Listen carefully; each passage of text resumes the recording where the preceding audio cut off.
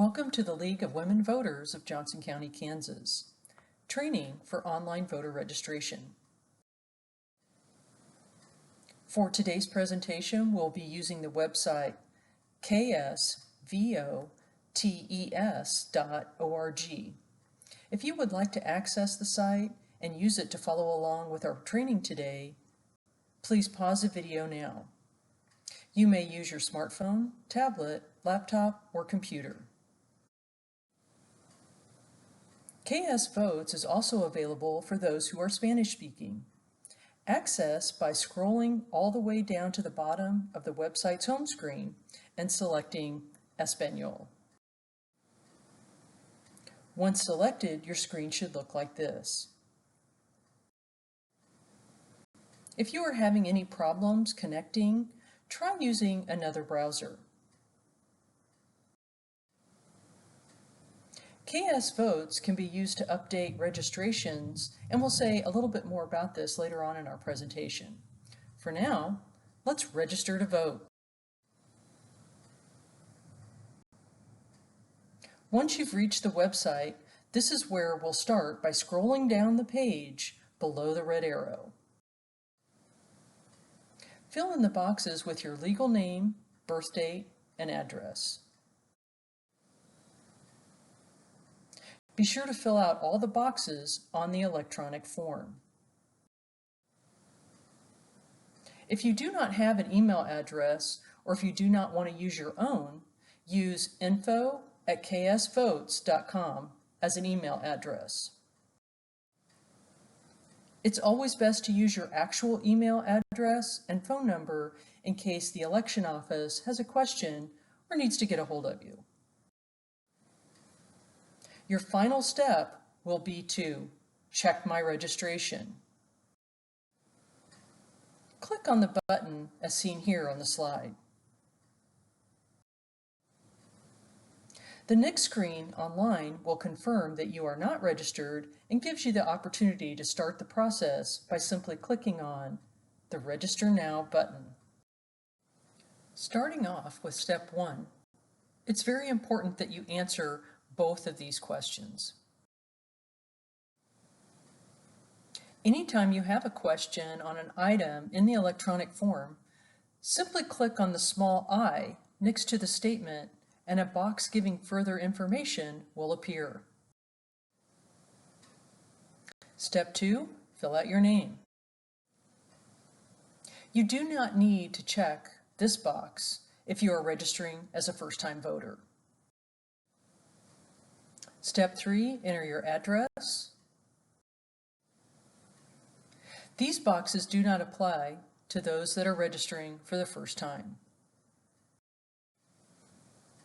Step 4, choose your party affiliation by clicking on the drop-down arrow on the right side.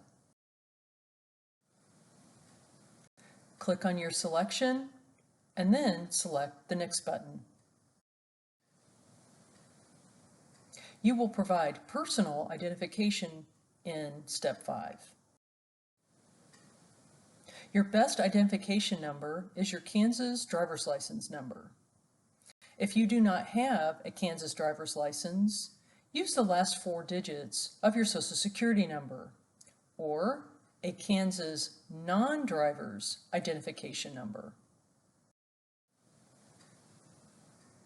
Driver's licenses from other states cannot be used to register to vote in Kansas. As a reminder, if you do not have a Kansas driver's license, use the last 4 of your Social Security.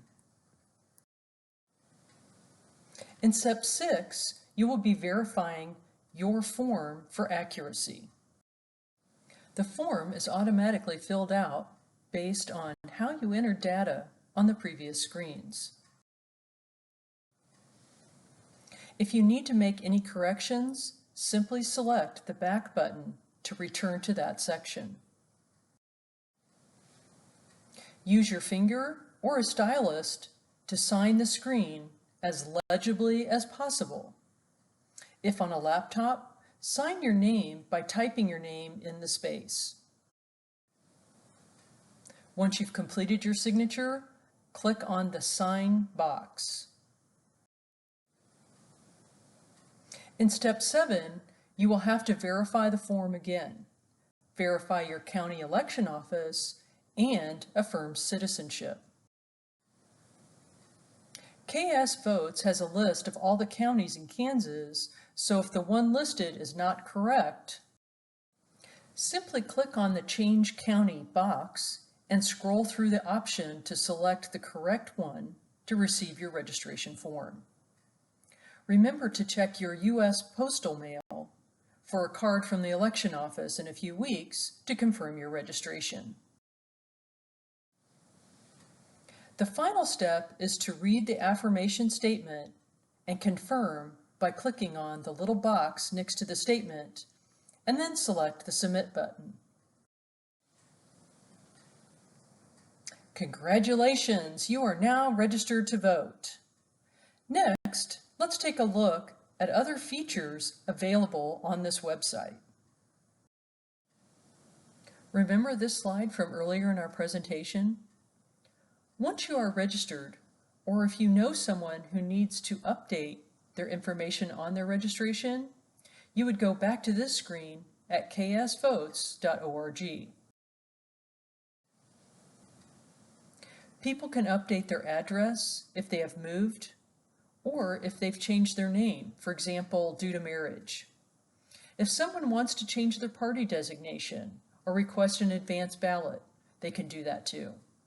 To make changes, just click on Change My Registration, and that will take you through to the next steps to make changes. Back to the confirmation screen. Once you are here, you can scroll down the page to view your specific information. You can check your polling locations for an election, as well as your voting history. Make sure your vote is always counted. Review voting information, for example, identify what ward you are in for city council, water, and school districts, just to name a few. Scrolling through your history will reveal a record of past elections. The yellow star in our picture highlights the column to show a vote was made as an advance ballot, a polling place, or if blank, it means no ballot was received for that election. The next slide we'll look at is about a website that will help you with voting information. Check out the website vote411.org for nonpartisan election information.